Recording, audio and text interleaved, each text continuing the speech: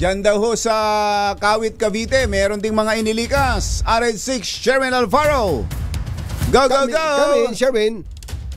Anthony, Jerry, dito nga sa Kawit, Cavite, kahit na hindi gano'ng kalakas yung ulan, eko lang, kahit hindi gano'ng kalakas ang ulan na kagabi hanggang magdamag, napilitan yung marami sa ating mga kababayan dito sa barangay Wakas 1, Wakas 2, Barangay Kaingin at Barangay Poblasyon dito sa Kawit na magsilikas. At karimin nga sa mga evacuees ngayon na nandito sa Kaingin, Poblasyon Elementary School, kung saan tinataya na sa 40 pamilya yung mga inilikas dito dahil nga doon sa tindi ng baha na kanilang dinanas doon sa pag-apaw ng Late River dito nga yan sa Kawit, Cavite.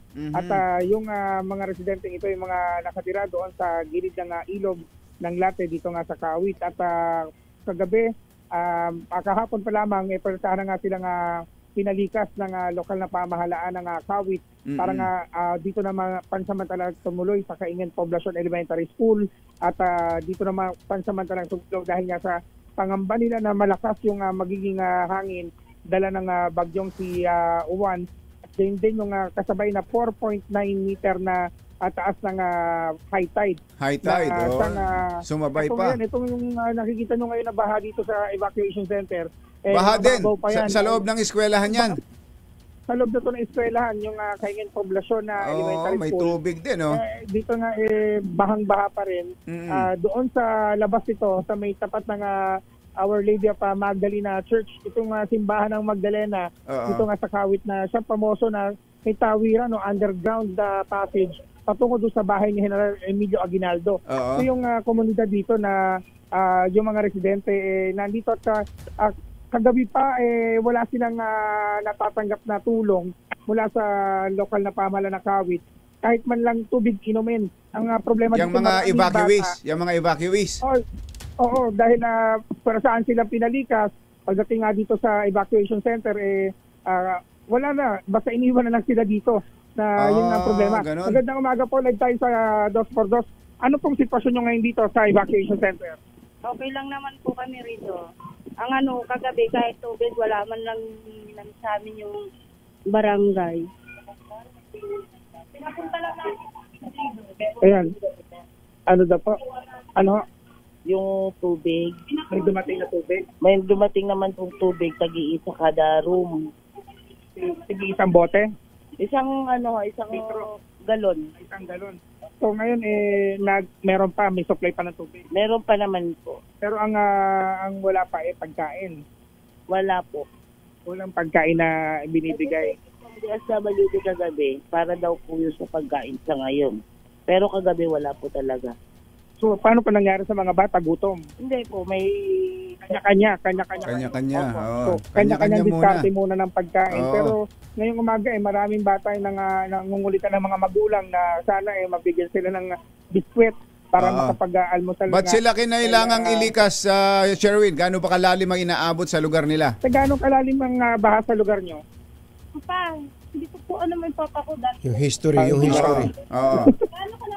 Hanggang saan ang tubig doon? Hanggang Bewang? Sita? Sa mga nakaraan?